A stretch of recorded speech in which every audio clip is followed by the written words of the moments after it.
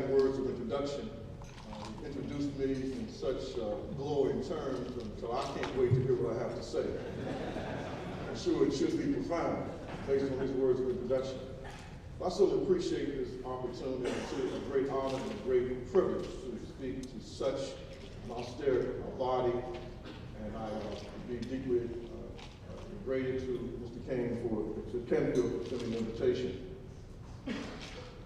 A wise man once wrote that where there's no vision, the people perish. And that could be interpreted to say that where there's no clearly articulated vision for a desired future, then the people cast off all restraint. And having cast off restraint, they then self-destruct. This is part of the problem, I think, that is happening in the inner city community of Charleston, that we call the poor community. There's no clearly articulated vision of a better future for the poor community. Therefore, many in the poor community are casting off all restraints, and we're seeing self-destruction take place. It's manifested in juvenile crime becoming more violent. It's manifested in drug trafficking in our street, teenage girls becoming pregnant, far too many of our young people dropping out of school. The very terms, the very nomenclature that we use to describe the poor community, I think serves to really hurt that community. We describe them as being at-risk youth. I don't know really what that is, but the term we use to describe youth has been at risk. We talk about the poor community as being disadvantaged. We talk about it being marginalized. I think it helps to create the Pygmalion effect, the law of the self-fulfilling prophecy. That people become what they think you think they are, and what you tell them that they are. By the grace of God, I have a unique privilege. And my wife often tells me, she said, "You're the happiest poor man I've ever seen."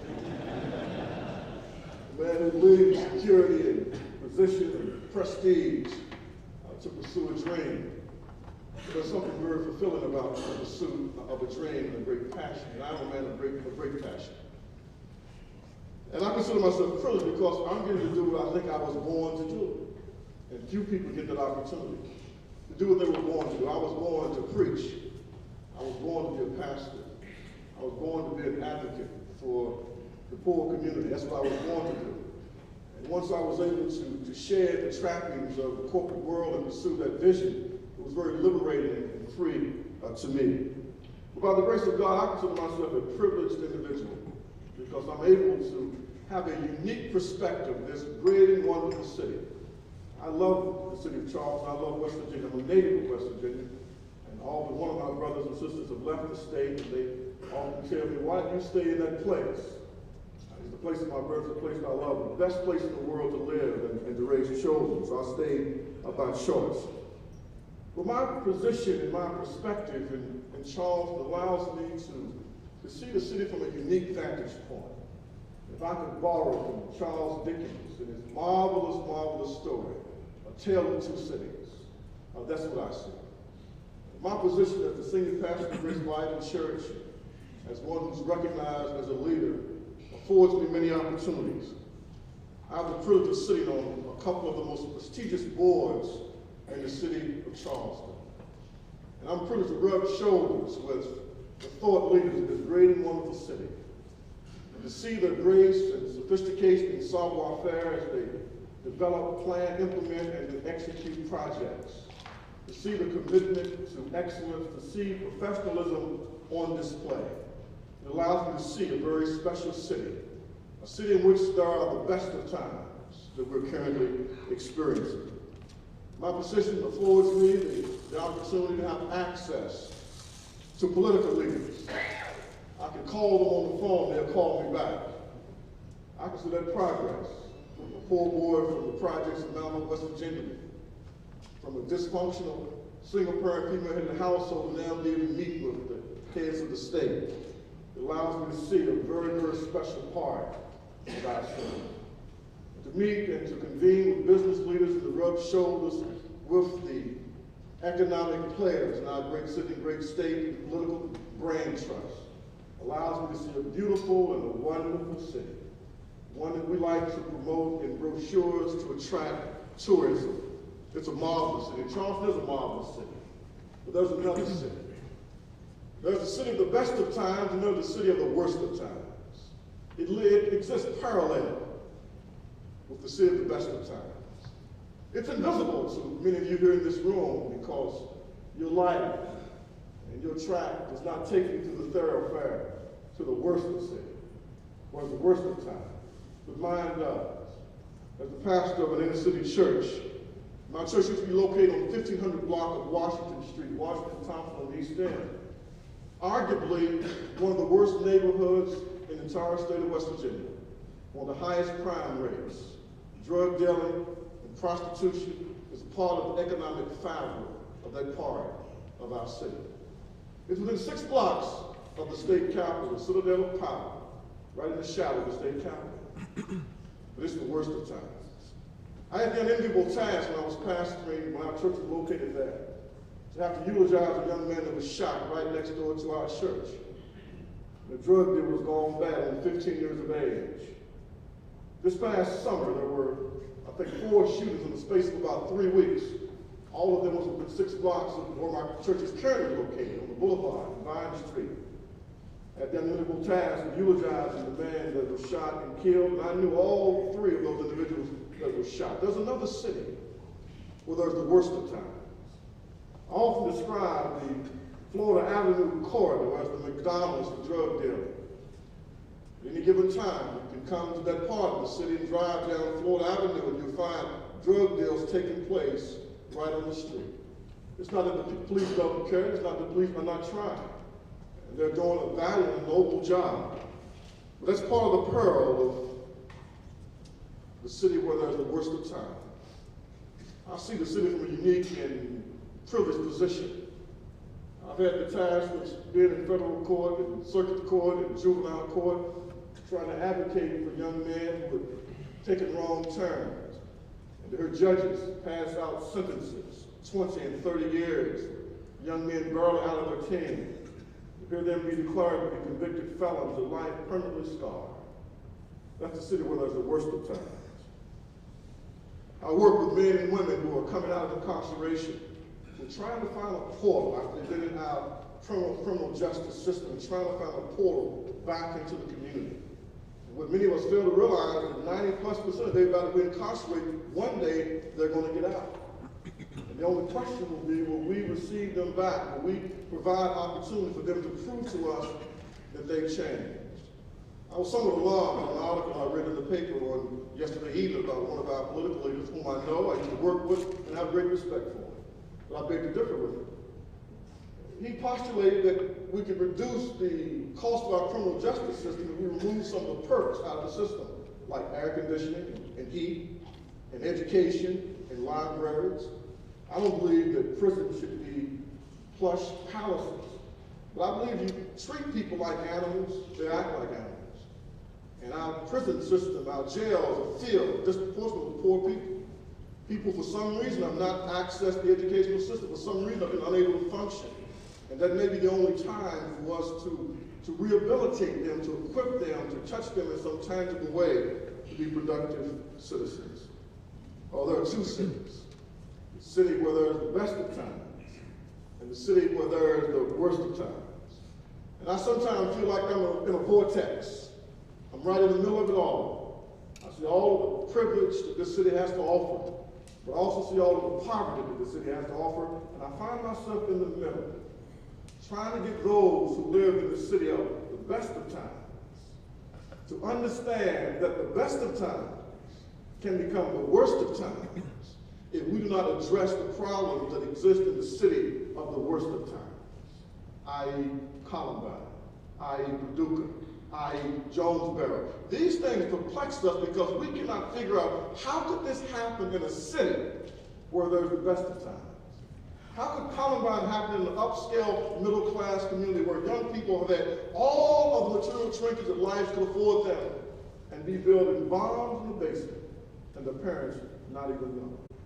See, the problems in the city of the worst of times have a tendency to metastasize and spread to the city where there's the best of times. And so it behooves all of us to realize that we have a vested interest to try to empower and to develop the city where there is the worst of times. People ask me often, why do you work so tirelessly? Why do you put forth so much effort? Why do you make such sacrifice? And I tell them, part of the reason is out of enlightened self-interest. Enlightened self-interest.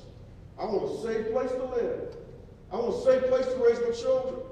I have 4 daughters, and I want them to have choices to who they're going to marry. I just have to settle for anyone. I have a son. I want him to grow up and have opportunities. I do it out of enlightened self-interest. And my enlightened self-interest also moves me to have interest for those who live in the city of the worst of times. And the greater challenge is trying to get those who live in the city of the worst of times to believe that change is possible, to not become cynical and jaded and not fall into hopelessness and despair, but to believe that there are people who still care, and to believe that if they make good decisions and right choices, that good things can happen. The tale of 2 cities. The city where there are the best of times, and the city where there are the worst of times. And how do we bring those 2 cities together to create a better Charleston for all of us? I have a vision. I have a vision to see a human renaissance take place in our wonderful city. I'm greatly impressed with the renaissance that's taking place. The Charleston Renaissance, the Bidco, and Cura, the mayor. The city should be applauded for all they're doing to give a facelift to our beautiful city, to rehabilitate it, to renovate it. Those thought leaders of the Arts Center ought to be applauded for having such vision and such commitment to work so tirelessly to make such a dream become a reality.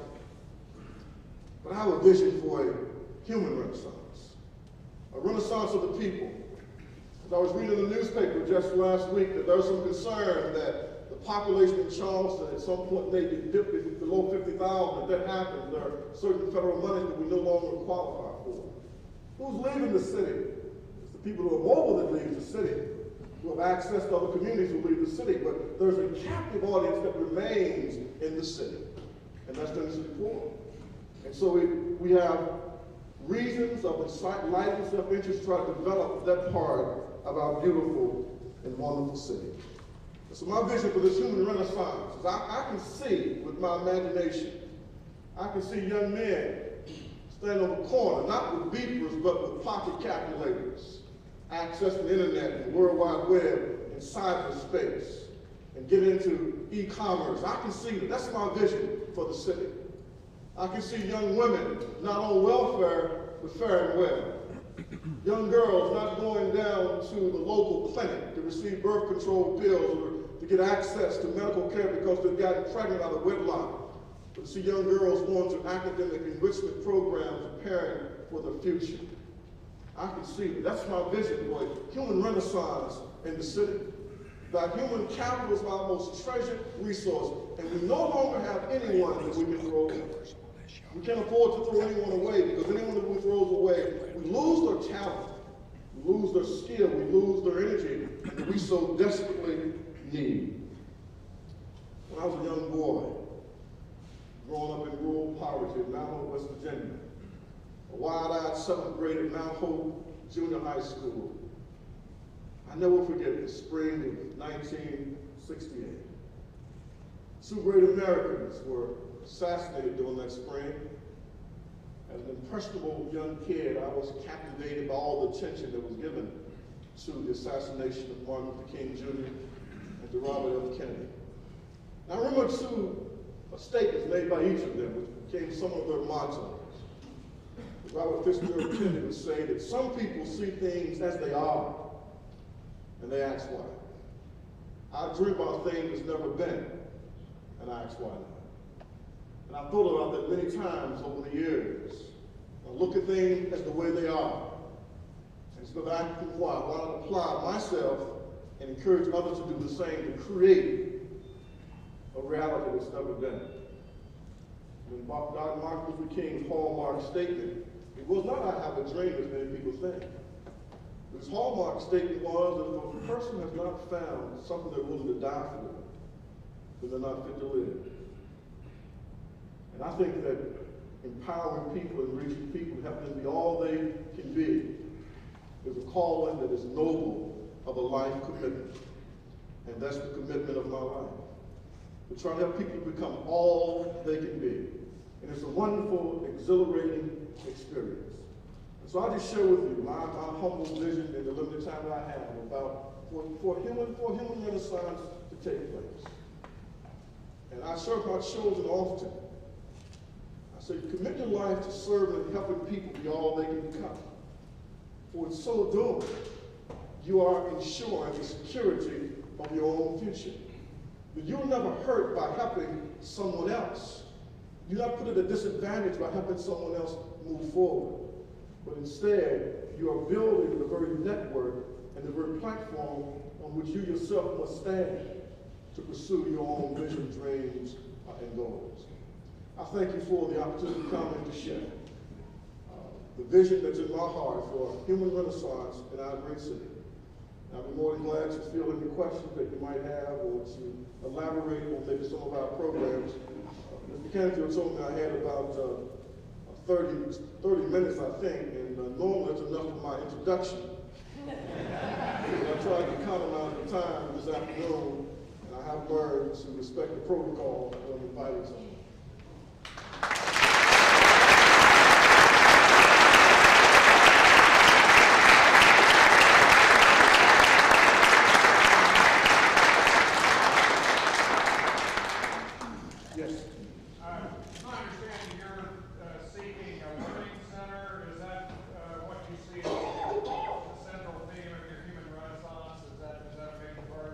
That's the point. That is a major part of it. What we believe is that to empower innocent and poor, you must strengthen this family structure.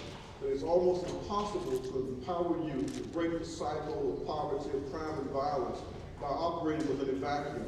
So we have created what I call an operating system, a synergistic process, whereby we offer a number of different programs. And working with young youth is one of them. Tutoring and mentoring relationships, trying to give them many positive experiences, but also trying to work with the families, help them find employment opportunities and educational opportunities, also addressing the major health issues of the major health disparity that affects the poor community. And so we create a whole plethora of programs and projects, but youth are a very critical part of what we try to do. Because you've got to start as early as you can in working with kids to help them to see that they can become more than what they've seen in their own home. Yes? In your travels, are there any inner city models that you would like to emulate across? There are some inner city models that I have studied.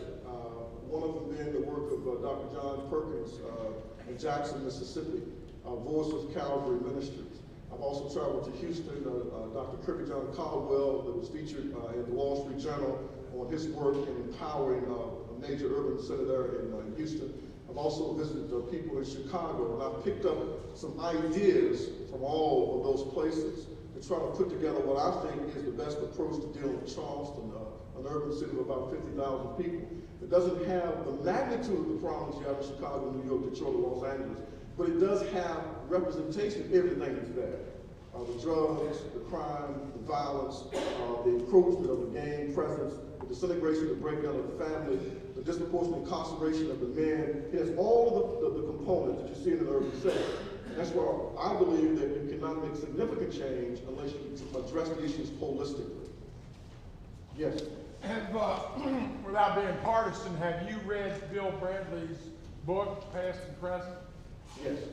It covers many of the points that you talked about in your fine speech, and it was wonderfully expressed. There's still much work to be done, he ends his book with. Sure. And I think that's what you're saying. That's what what I'm saying is that the model, we know what to do. If I lived in the remote regions of Africa, if I lived in the bush of Australia, then I would question my presuppositions. I would question what I'm postulating here. But this is America. And so we have the technology, we have the resources, and we know how to execute projects.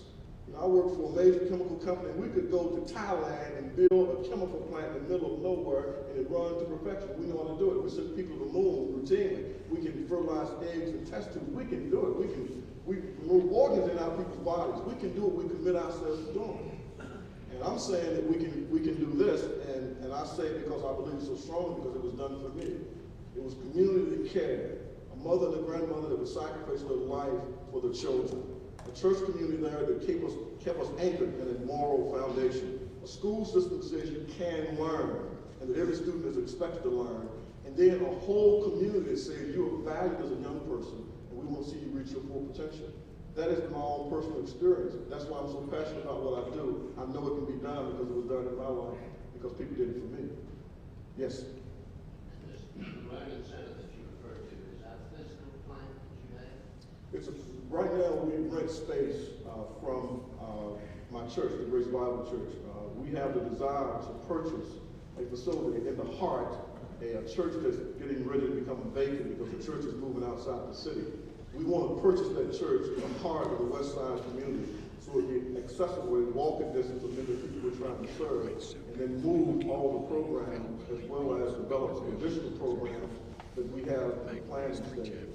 That's what we want to get accomplished. I think you have to create a sense of community again.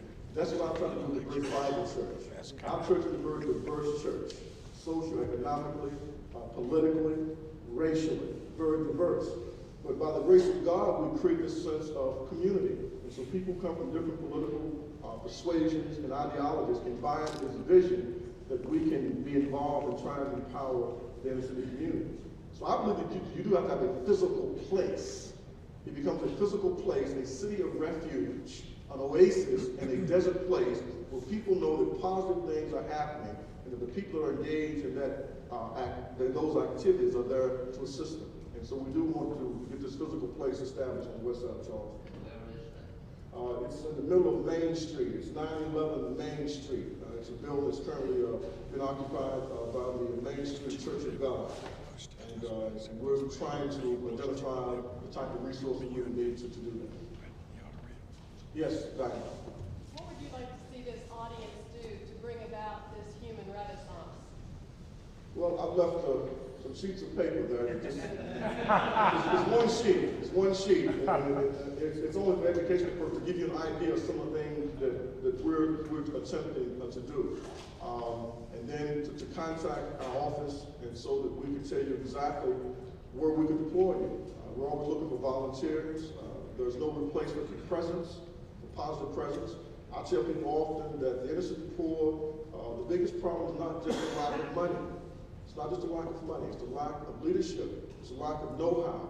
And so what must happen is we got to create the type of system again to allow the people who have the skills and the ability to come and to share those with people that don't have. The thing that made you successful, as you share those with other people, as they learn some of what you know, then they can do some things that you've done. I don't believe in Robin Hood economics, take all the money from the rich and give it to the poor, the rich will have it back in the car. Because the poor go out and buy new cars, video, giant screen televisions, and clothes, see? Until you change the way they think, until they start realizing that I got to operate on my own best interest, I got to understand capital for enterprise. That's knowledge, that's information, that's what's power. And so education is such an important part of it. That's why the welfare system has failed.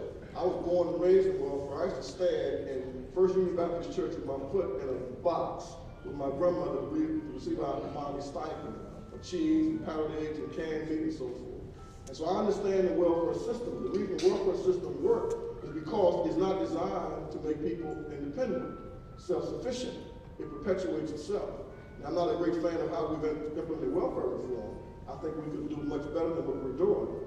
And I think that we need to seriously look at that. We just can't cut people off and because they're no longer on the welfare rolls, so they must be doing okay. We can do better than that. But it's creating the situation where people are working together at a place with a group of people in a system over time.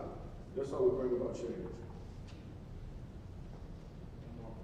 Yes, one more question. Yes. I remember in the last few months reading that a National Association of Chiefs of Police came out in favor of the efficiency and self-interest that would be represented in spending money up front in prevention, such as after-school programs, summer camps, things like that. And yet the police are part of the external restraint that comes to bear when the internal restraint is absent. How do you see the trends to external restraint trying to adjust to this notion of repairing the human spirit you're talking about? We're sort of embarking on a pilot as I speak. Chief Jerry Rife, who's a friend of mine, he and I working together. He was able to identify some grant funds to do a mentoring program. That's one of our expertise. And so we're working together to develop this mentoring program to bring the police officers in and having positive interaction with young people before there's a need for restraint. And if they have a role to play and something to offer, in working with youth before they would be juvenile delinquent or be candidates for arrest.